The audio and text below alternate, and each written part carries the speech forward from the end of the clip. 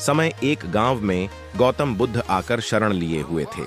काफी लंबा सफर तय करने के बाद बुद्ध थोड़ा आराम कर रहे थे, परंतु लोग इनसे अपनी समस्या का हल मांगने हमेशा पहुंचे रहते थे। ऐसे में जहां भी वह रुकते वहां लोग लंबी कतार में जमा हो जाते और उनको अपनी समस्या बताते और बुद्ध उसका समाधान करते। उसी गांव में एक सडर डक के थोड़ा किनारे पर एक भिखारी बैठा करता। वह यह रोज देखता कि लोग अपने दुख दर्द और अपनी गंभीर से गंभीर रूपी समस्या को लेकर आते हैं, और जब वहां से जाते हैं तो उनका चेहरा बेहद खिलखिला रहा होता है। वे मुस्कुरा रहे होते हैं और नए जोश के साथ भरे दिखते हैं। भिखारी के मन में यह विचार आया कि क्यों न वह भी बुद्ध के पास जाए, उन्हें अपना हाल कह सुनाए, परंतु वह डरता था। इसके बाद एक दिन गहरे चिंतन के बाद वह भिखारी बुद्ध के पास गया। लोग लंबी लाइन में खड़े रहते और एक एक कर अपनी समस्या का समाधान लेकर वहां से चले जाते।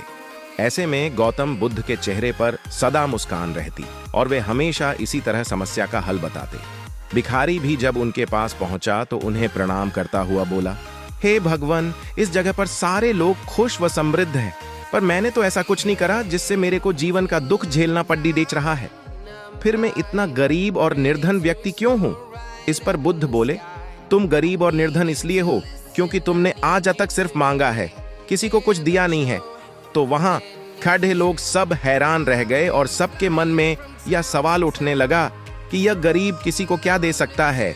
इस पर गरीब भिखारी ने बोला कि भगवान, मैं खुद भीख मांगकर गुजारा करता हूं, भला मैं किसी को क्या दे सकता हूं। भगवान बुद्ध थोड़ी देर चुप रहे, फिर चुप्पी तोड़कर बोले कि तुम्हारे पास बहुत कुछ है देने को। ईश्वर ने तुम्हें बहुत कुछ दिया है बांटने के लिए, जिसमें सबसे पहले तुम्हारे ये 2 हाथ है जिनसे तुम लोगों की मदद या सेवा के लिए इस्तेमाल कर सकते हो। तुम्हारे पास मुस्कुराहट है जिसे देकर तुम दूसरों में नई ऊर्जा का संचार कर सकते हो। मुंह से 2 मीठी बातें बोल सकते हो। ईश्वर ने जिसको यह 3 चीजें दी हैं, उसको कभी कोई निर्धन और दुखी नहीं कर सकता है। निर्धन होने का विचार तो सिर्फ हमारे मन में पनपता है। यह एक सिर्फ भ्रम है जिससे तुम्हें उभरना चाहिए और अपनी जिंदगी की नई शुरुआत करनी चाहिए।